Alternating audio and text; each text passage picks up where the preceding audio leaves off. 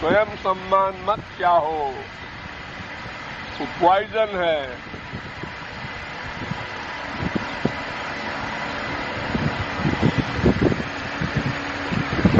एक बात इतनी इम्पोर्टेंट है कि आप लोगों ने इस पर विशेष ध्यान नहीं दिया। छोटी छोटी बातों को आप लोग फील करते हैं अपने गृहस्थ में और टेंशन लाते हैं, अपना नुकसान करते हैं।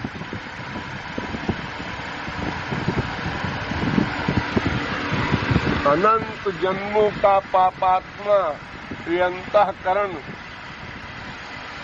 किस बात का गुमान करता है क्या उसके पास? शरीर गंदा, मन गंदा, बुद्धि गंदी, किस बात के कारण फीलिंग होती है सब लोगों को? उसने ये कह दिया, मारा पीटा भी नहीं, खाली कह दिया, उसी की फीलिंग हो रही है। ये इस पर बहुत ध्यान देना चाहिए, सबको अभ्यास करना चाहिए, लेकिन आप लोग सुनते नहीं।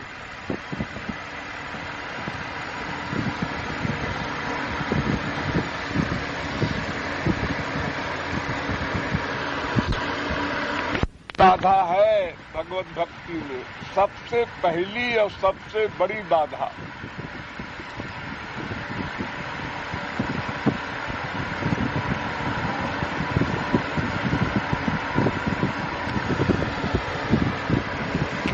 बीमारी हम लोगों ने स्वयं बनाई है।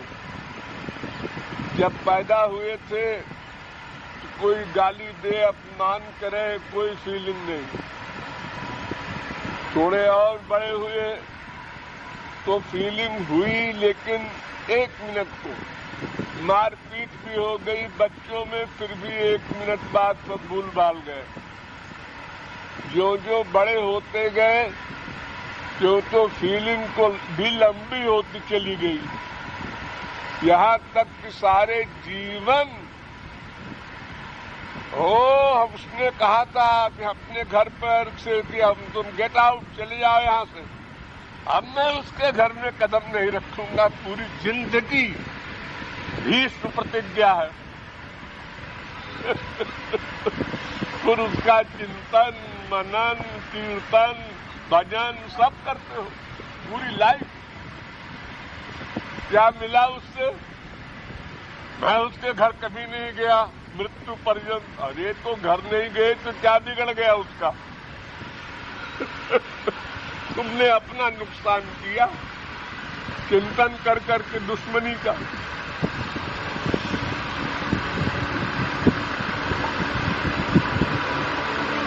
किसी को जब हम समझाना चाहते हैं, जिसको आप लोग अपना शरण्य मानते हैं, तो तुरंत जवाब देता है, नहीं महाराज जी मेरी गलती नहीं है। ये क्या है? ये कौन सी शरणागति है? जितने बैठे हो सब में एक सा दोष है, ऐसा नहीं कोई बचा है इससे।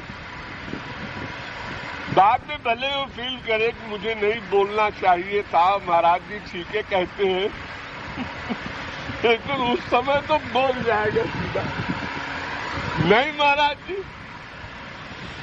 आपको अकल नहीं है, मैं ऐसा नहीं करता, मैंने ऐसा नहीं किया।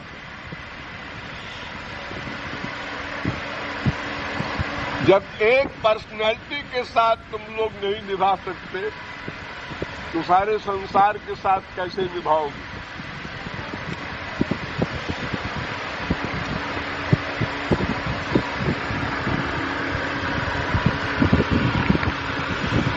तो मैं नंबरी बेहया हूं जो तुम लोगों से फिर भी आशा करता हूं। शायद अब सोचें 10 दिन के अभ्यास में आप लोग बहुत आगे बढ़ सकते हैं। ये शौक पैदा कर लीजिए, कोई बुराई करे हमारी और हम अंदर से मुस्कुराते रहेंगे, बाहर से भले ही गाली दे उसको। बाहर का व्यवहार कुछ रखो, उसमें शास्त्र वेद का कोई प्रतिबंध नहीं है। भीतर से नॉर्मल रहो, भीतर की मशीन खराब न होने दो।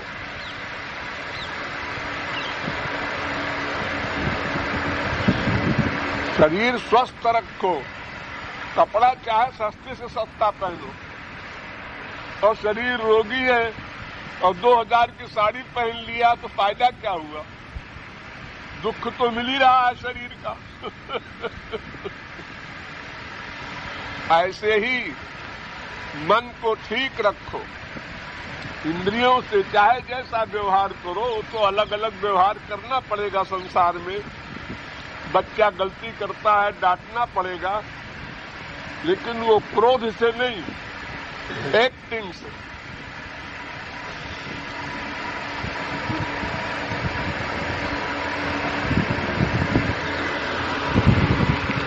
स्वार्थी का मतलब अपना नुकसान न करे, वो असली स्वार्थी है। अपना नुकसान किया तो फिर स्वार्थी कहाँ रह गया? ये बेपढ़ा लिखा, कम पढ़ा लिखा, सुंदर, कुरूप, धनवान, गरीब, सबका एक सा हाल है। सब उसी बीमारी के बीमार हैं।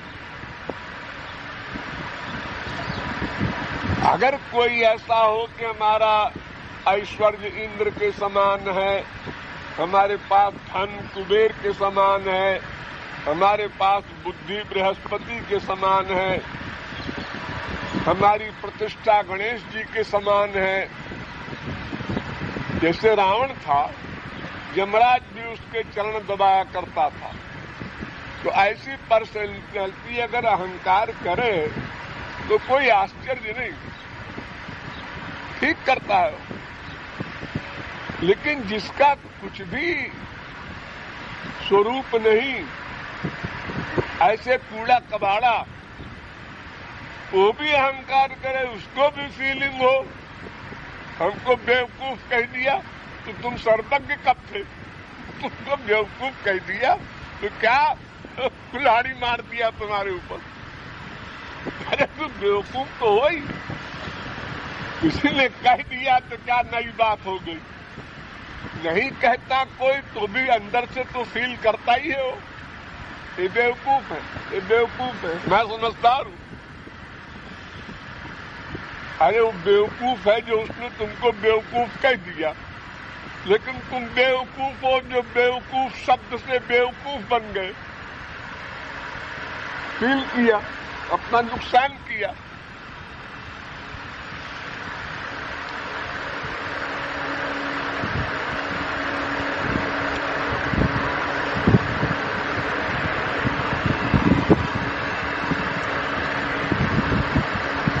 सोचो, समय बीता जा रहा है, कब सोचोगे? किस क्षण में वारंट आ जाए क्या पता। इस शरीर का भरोसा मत करो, एक दिन का, एक सेकंड का। बड़े बड़े शरीर के सजाने वाले अहंकारी, बड़े बड़े पहलवान एक सेकंड में जाते हैं।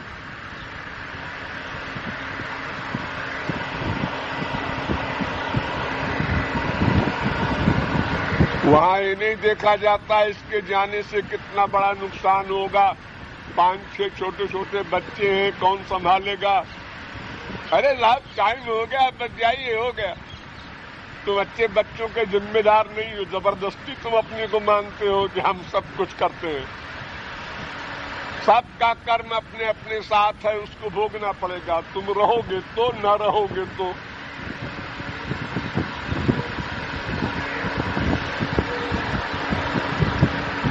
इतना बड़ा आश्चर्य है, यह जानते हुए कि हर जन्म में हमने बाप बनाया, माँ बनाया, बीवी बनाई, पति बनाए, बेटा बेटी बनाए, कहाँ हो? फिर नया नया बनाया, फिर गए चले, फिर उनसे आसक्ति किया, कमा कमा के उनको रुपया दिया, बिल्डिंग दिया, जमीन जायदाद दिया, और हम चले गए तो क्या हुआ उसका परिणाम?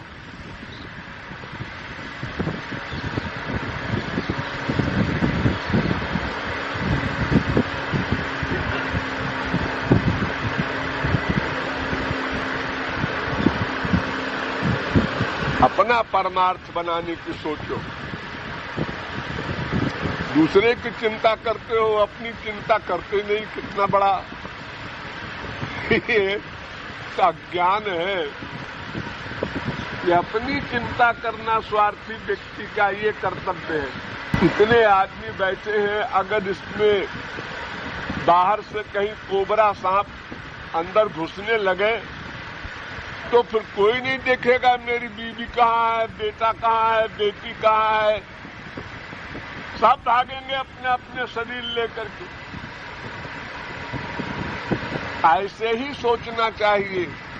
यहाँ कोई किसी का नहीं है। जल्दी जल्दी अपनी तैयारी कर लो, बना लो।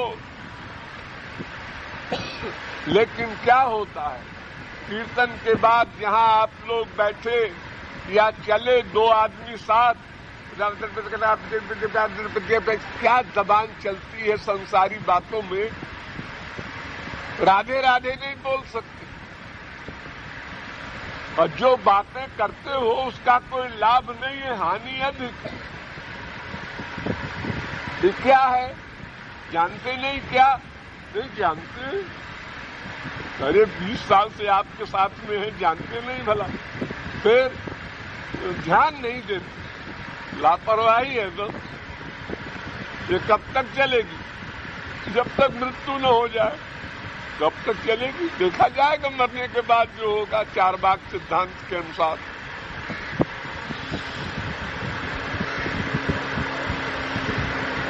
अरे भाई, घर छोड़ के आए हो, वृंदावन में हो, इससे बड़ा और क्या सौभाग्य होगा किसी का भी?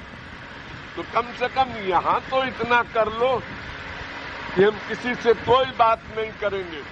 कीर्तन के बाद में भी हम लेटरिन जा रहे हैं, बाथरूम जा रहे हैं, राधे राधे मन ही मन या होठ हिलें, बस इतना हम बोलते रहेंगे, ध्यान करते रहेंगे, ये सोचते रहेंगे। क्या पता अगला क्षण न मिले।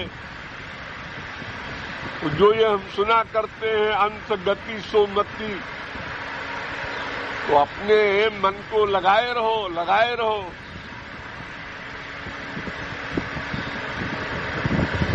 अगर 10-20 दिन प्रतिज्ञा करके, जिद करके अभ्यास कर लो तो हमेशा को हो जाए आदत। फिर तो कोई बात करे, तुम जवाब नहीं दोगे, अपने आप चुप हो जाएगा, जान लेगा। ये तो हमेशा भगवान नाम जप करता रहता है, इससे क्या बोले? वो बेवकूफ सही, चलो छुट्टी तो मिली तुमसे, तुम उसको बेवकूफ समझते हो कि हमारी बात का जवाब नहीं दिया। ठीक है, समझ लो जो समझना हो तुमको। वैसे कौन किसको समझदार समझता है? सब एक दूसरे को बेवकूफ समझते हैं। दृष्टि का नियम है।